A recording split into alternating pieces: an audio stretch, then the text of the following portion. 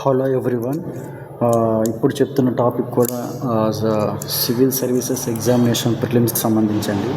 So first geography topic తీసుకుందాం. చూడండి, straight అసలు ఏంటి, స్ట్రైట్ అంటే ఏంటి, ఇస్తమాస్ అంటే ఏంటి, ఛానల్ అంటే ఏంటి, క్లియర్గా మీకు ఈ ఫిగర్స్తో క్లియర్గా అర్థమవుతుంది. బే అంటే ఏంటి, క్రీక్ అంటే డిఫరెన్స్ ఏంటి. అది ఫస్ట్ స్ట్రైట్ వర్సెస్ ఛానల్ అనమాట. ఫస్ట్ స్ట్రైట్ వర్సెస్ ఛానల్కి డిఫరెన్స్ ఏంటో చూద్దాం. ద ప్రైమరీ డిస్టింక్షన్ హియర్ ఈ scale and with both are passages, but one is much more expensive. Channel is more broader in size అనమాట. అసలు స్ట్రైట్కి ఛానల్కి వాట్ ఈస్ డిఫరెన్స్ అనమాట.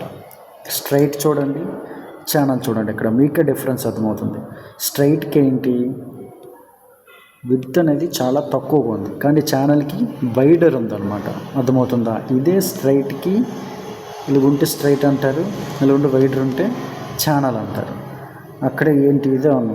Channel is more broader in size compare to the straight కన్నా channel అనేది more broad. చూడండి, ఇది both స్ట్రైట్కి ఛానల్కి difference అనమాట. ఓకేనా. Next ఇస్తమాస్. This future would be a narrow strip of land connecting a larger peninsula to the main continent. Narrow strip of land connecting a larger peninsula to the main continent. Roads or perhaps a canal are shown crossing it, clearly illustrating its function as a terrestrial bridge that separates two larger bodies of water. isthmus అంటే ఏంటి, narrow strip of land connecting. చూడండి, narrow strip of land connecting చూసారా, లో ఉంది. దీన్ని narrow strip of land connecting, దీన్ని ఏమంటారంటే మనం ఇస్త్మస్ అంటాం. అర్థమైందా? Narrow strip of land connecting a larger peninsula to the main continent. Roads, perhaps a canal, are shown crossing it, clearly illustrating its function as a terrestrial bridge that separates two larger bodies of water. ఇక్కడ చూడండి, narrow strip అలాగే బాడీని separate చేస్తుంది. చూడండి, అంటే two larger bodies దీనివల్ల separate అవుతున్నాయా లేదా, అందుకు దీన్ని మనం ఏమంటాం, వాట్ వి కాల్ ఇస్త్మస్ అంటాం అనమాట. ఇస్త్మస్. నెక్స్ట్ వచ్చి గల్ఫ్ వర్సెస్ బే. ఏంటి, ద మెయిన్ డిఫరెన్స్ ఈ స్కేల్ అండ్ ఓపెన్నెస్ అనమాట. The Gulf is represented as a massive deeply indented body of water largely enclosed by the continent and only connecting to the main ocean through a relatively narrow opening. The bay is depicted as smaller, more open and curving gently along the coastal line. While somewhat sheltered, it has a much broader opening to the larger water body and is clearly subordinate in scale to the Gulf. Gulf ki bay ki చూడండి, Gulf ki bay ki difference చూడండి, రెండు కూడా ఇది ఎక్కడ ఉన్నాయి. Gulf, bay. First gulf is represented as a massive deeply indented body of water. చూడండి, compare to the bay gulf is wider. చూడండి, ఇక్కడ వైడర్, ఇది స్మాలర్ అనమాట. ఈ డిఫరెన్స్ గల్ఫ్కి బేకి. Largely enclosed by the continent and only connecting to the main ocean through a narratively opening అనమాట. చూడండి, the bay is depicted a smaller. ఇది చిన్నగా ఉంది, ఇది పెద్దగా ఉంది అనమాట. దీన్ని difference between Gulf and bay అనమాట. Next creek. Representing a much smaller scale, the creek is shown as winding narrow stream of fresh water flowing into the bay or ocean అనమాట. ఏంటి, ఇదే చూడండి క్రీక్ అనమాట. అంటే ఏంటి, flow. Creek చూసారు కదా, క్రీక్ చూసారు కదా, అంటే దీని నుంచి ఫ్లో అవ్వడం అనమాట. అర్థమవుతుందా? చూడండి, creek representing a smaller scale, అంటే చూడండి చాలా చిన్నగా ఉంది. అర్థమైందా?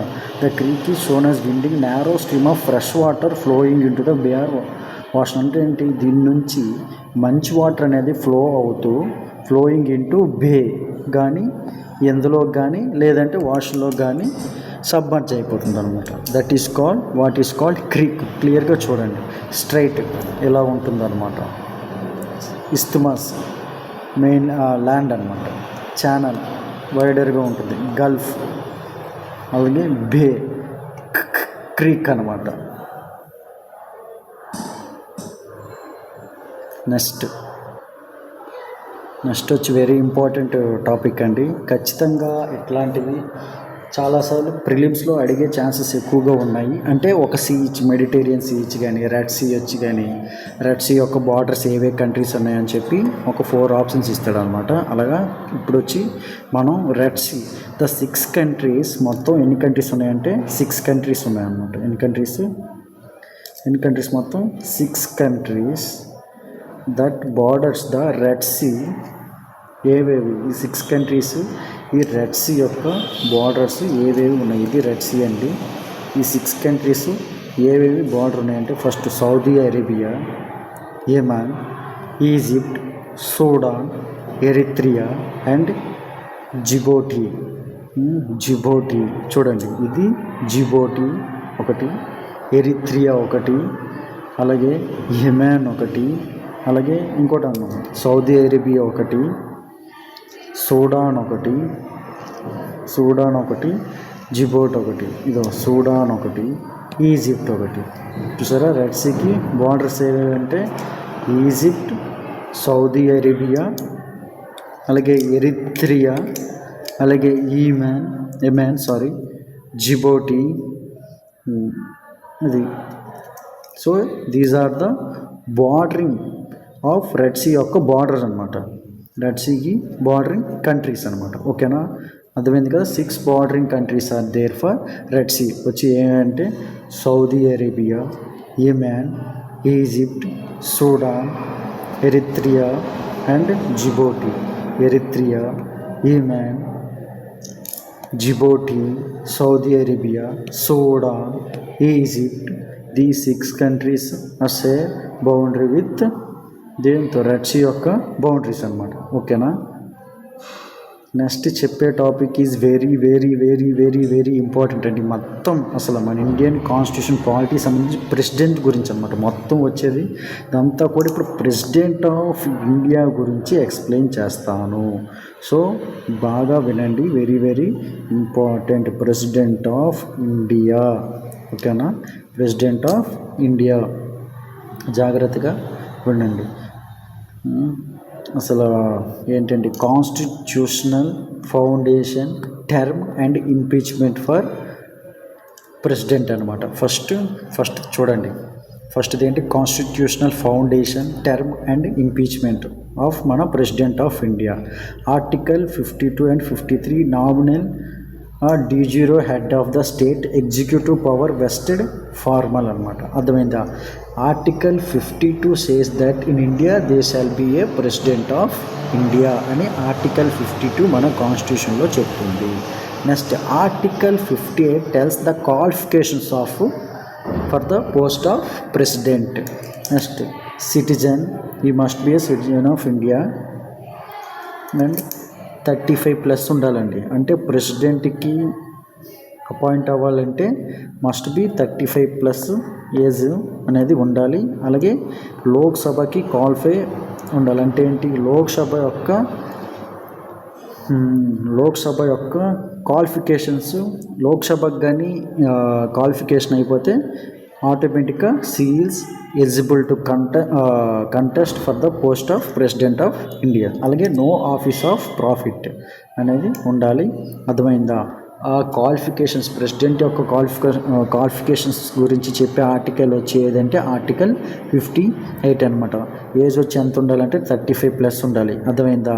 అదే లోక్సభ ఎంపీకి వచ్చి 25 ఉండాలండి. అర్థమవుతుందా. లోక్సభకు వచ్చి 25 ఉండాలి. అలాగే స్టేట్ ఎమ్మెల్యేకి కూడా 25 ఉండాలన్నమాట. అలాగే immunities article 321 absolute criminal immunity during term. అలాగే 2 months నోటీస్ అనమాట. అంటే 2 months advance notice in civil కేసెస్లో 2 months అడ్వాన్స్ నోటీస్ ఇస్తారు. Next term and vacancy article 56 and 62 5-year term, limitless re-election, అలాగే వేకెన్సీ ఫిల్డ్ ఇన్ 6 months. అర్థమైందా. అంటే ఏంటి, ఒక్కసారి ప్రెసిడెంట్ అపాయింట్ అయిన తర్వాత ప్రెసిడెంట్ టెన్యూర్ ఏంటంటే 5 years, లిమిటెడ్లెస్ రీఎలక్షన్. అంటే సపోజ్ మీరు ఫర్ ఎగ్జాంపుల్ యూఎస్ఏ తీసుకోండి, యూఎస్ఏ ప్రెసిడెంట్కి టోటల్గా 2 టర్మ్సే. వాళ్ళకి మళ్ళీ మన ఇండియన్ ప్రెసిడెంట్ లాగా యూఎస్ఏకి వచ్చి ఒక టర్మ్కి వచ్చి 4 ఇయర్సేనండి. 1 టర్మ్ విల్ హ్యావ్ 4 ఇయర్స్. అలాగే ఈ 4 ఇయర్స్ ఇంకో టర్మ్ చేసుకోవచ్చు. మొత్తం 8 ఇయర్సే యూఎస్ ప్రెసిడెంట్గా చేయొచ్చు. కానీ ఇండియాలో అలా లేదండి, లిమిట్లెస్ రీఎలక్షన్, ఎన్నిసార్లు అయినా ఇండియాకి ప్రెసిడెంట్ అవ్వచ్చు, అది దీని అర్థం. అలాగే ఇన్ కేస్ ప్రెసిడెన్సీ పోస్ట్ కానీ వేకెన్సీ ఉంటే 6 మంత్స్లోగా ప్రెసిడెంట్ పోస్ట్కి ఎలక్ట్ అయిపోవాలి ఎవరైనా, అర్థమైందా? 6 మంత్స్లోగా ప్రెసిడెంట్ని అపాయింట్ చేయాలన్నమాట, అర్థమైందా? Next impeachment. ప్రెసిడెంట్ యొక్క ఇంపీచ్మెంట్ అంటే రిమూవల్ అనమాట. ప్రెసిడెంట్ యొక్క రిమూవల్ చెప్పే ఆర్టికల్ వచ్చేదంటే article 61 tells about the impeachment of president. ఈ ఇంపీచ్మెంట్ ఎలా చేస్తారు? Violation of constitution only. అంటే ఏంటి? ఏదైనా కాన్స్టిట్యూషన్ని వైలేషన్ చేశారనుకోండి ప్రెసిడెంట్, అప్పుడు ప్రెసిడెంట్ పైన ఇంపీచ్మెంట్ అనేది పెడతారు.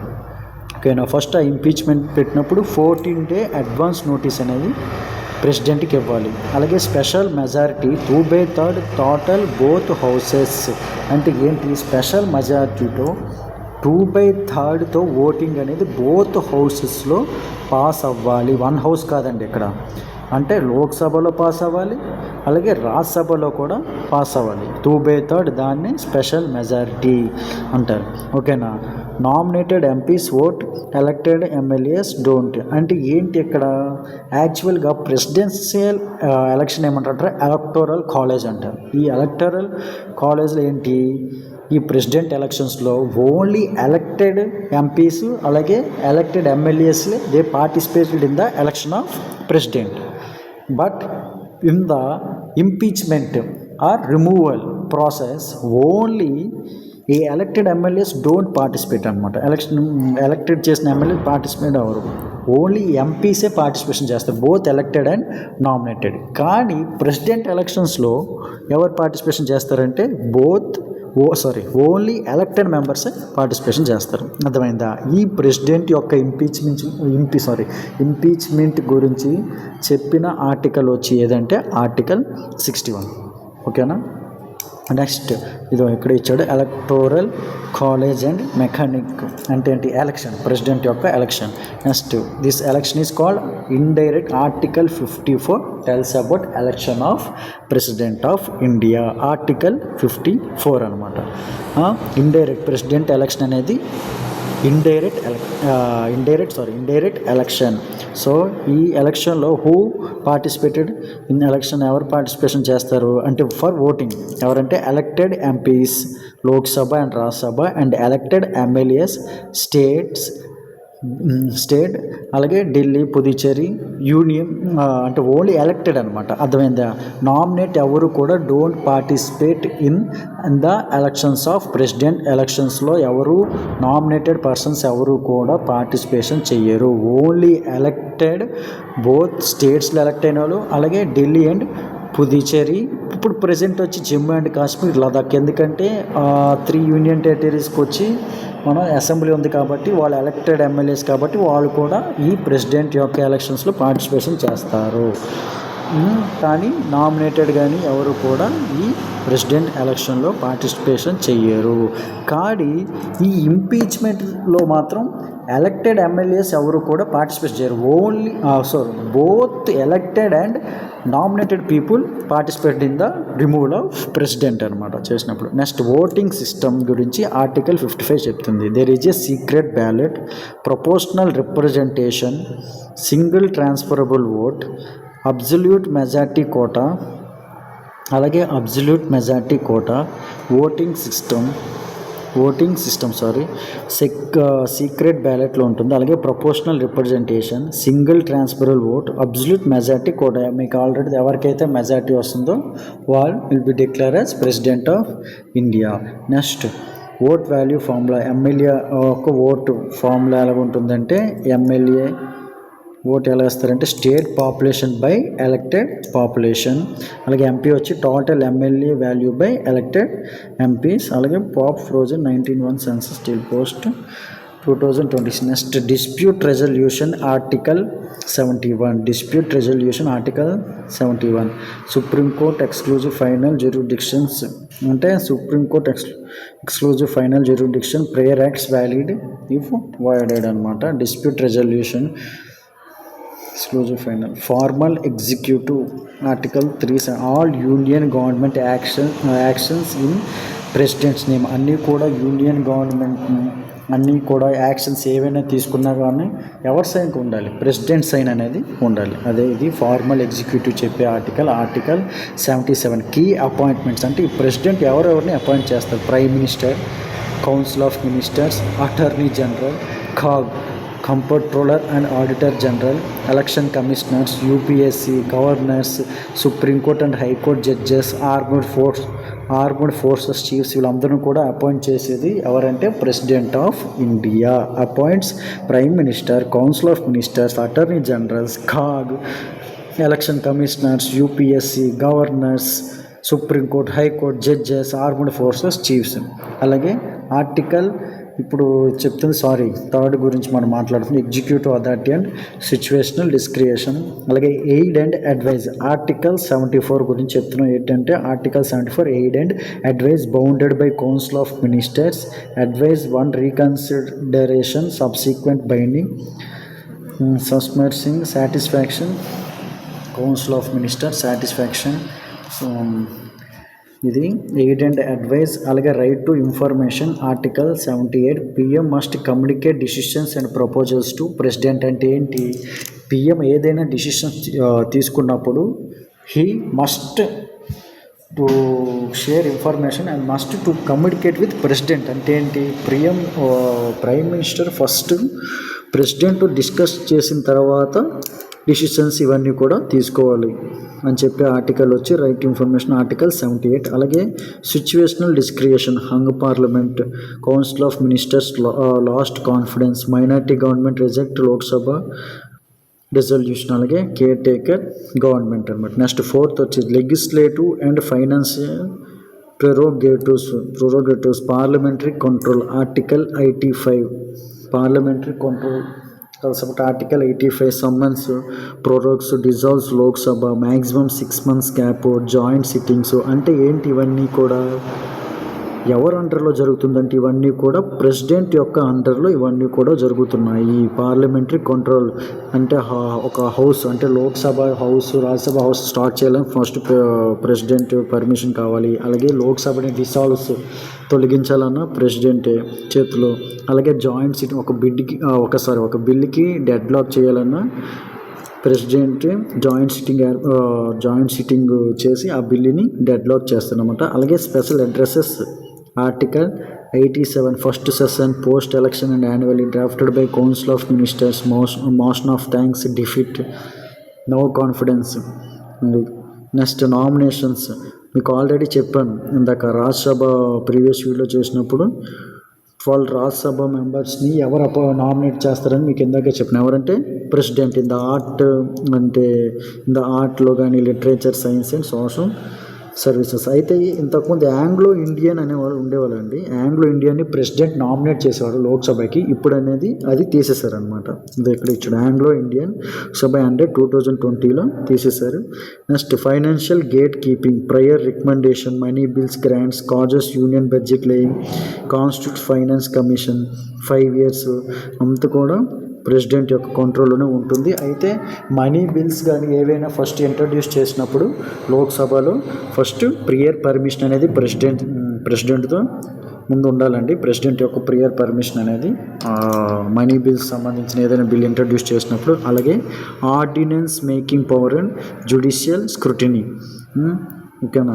Next scope article 123 promulgate laws when parliament not in session urgent temporary full force. అంటే ఏంటి, ఆర్టికల్ 123 ఏం చెప్తుందంటే లాస్ట్ని తయారు చేయొచ్చు. అంటే ఏంటి, అప్పుడు పార్లమెంట్కి సెషన్స్ ఏం లేకపోతే అర్జెంటుగా లాస్ట్ని చట్టాలు తయారు చేయాలంటే ఆ పవర్ అనేది ఎవరికి ఉందంటే ప్రెసిడెంట్కి ఉంది. ఆ పవర్ ఇచ్చే ప్రెసిడెంట్కి చెప్పే ఆర్టికల్ ఏదంటే ఆర్టికల్ 123 వైస్ పెన్ approved by parliament within 6 weeks of free assembly or lapses. అలాగే జ్యుడిషియల్ బౌండరీస్ అనమాట. ఇది చూడండి ఫ్రాడ్ అండ్ కాన్స్టిట్యూషన్. ఇది అలాగే 6th veto powers over union and state legislation, veto powers union bills, article 1111 absolute veto rejection. అంటే ఇవన్నీ president యొక్క powers.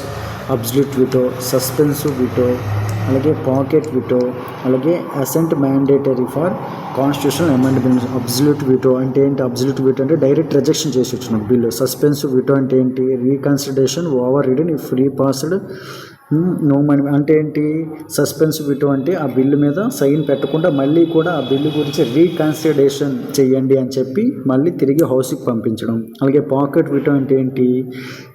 ఇటు ప్రెసిడెంట్ సైన్ చేయకుండా, రీసెంట్ చేయకుండా డైరెక్ట్గా ప్రెసిడెంట్ దగ్గరనే ఇండిఫినైట్గా ఉంచాడు అనమాట. దాన్ని ఈ పాకెట్ విటో అంటారు. అలాగే అసెంట్ మ్యాండేటరీ, కొన్ని బిల్స్ మాత్రం అంటే ఈ కాన్స్టిట్యూషన్లో ఏవైనా మార్చడానికి గురించి ఏవైనా ఒక బిల్స్ తెస్తే ప్రెసిడెంట్ కంపల్సరీగా మ్యాండేటరీ అసెంట్ అంటే సైన్ చేసి ఆ బిల్లుని ఒబే చేయడమే అనమాట. అర్థమవుతుందా? నెక్స్ట్ 7th క్లిమెన్సీ అండ్ జ్యూరిస్ప్రూడెన్స్ అనే చెప్పే ఆర్టికల్ ఏంటంటే ఆర్టికల్ 72 అనమాట. Exclusive powers only president court martial sentence and death sentence full pardon. అంటే ఏంటి? ఓన్లీ ప్రెసిడెంట్కే ఉంది ఈ కోర్ట్ మార్షల్ సెంటెన్స్. అంటే కోర్ట్ మార్షల్ అంటే మిలిటరీ కోర్ట్స్ అనమాట. మార్షల్ కోర్ట్స్ అంటే నథింగ్ బట్ మిలిటరీ కోర్ట్స్ చెప్పే జడ్జ్మెంట్స్ని, డెత్ సెంటెన్స్ని శమించే full rights are there with president only. Types of clemency, pardon, commutation, remission, అలాగే స్పెషల్ ప్రాక్టీస్ ఇవన్నీ కూడా. అంటే సపోజ్ ఒక ఉరి శిక్షను కూడా ఆపే పవర్ ఇండియాలో ఎవరికి ఉందంటే మన ప్రెసిడెంట్ ఆఫ్ ఇండియాకే ఆ పవర్ అనేది ఉంది. సో అదనమాట. Next emergency powers and federal dynamics. ఓకేనా? నేషనల్ ఎమర్జెన్సీ ఆర్టికల్ 352 వారు, aggression, armed rebellion, suspend federalism rights except. అంటే ఏంటి? ఈ నేషనల్ ఎమర్జెన్సీ అనేది డిక్లేర్ చేసేది ఎవరంటే ఎవరి యొక్క చేతిలో పవర్ ఉందంటే ప్రెసిడెంట్ అనమాట.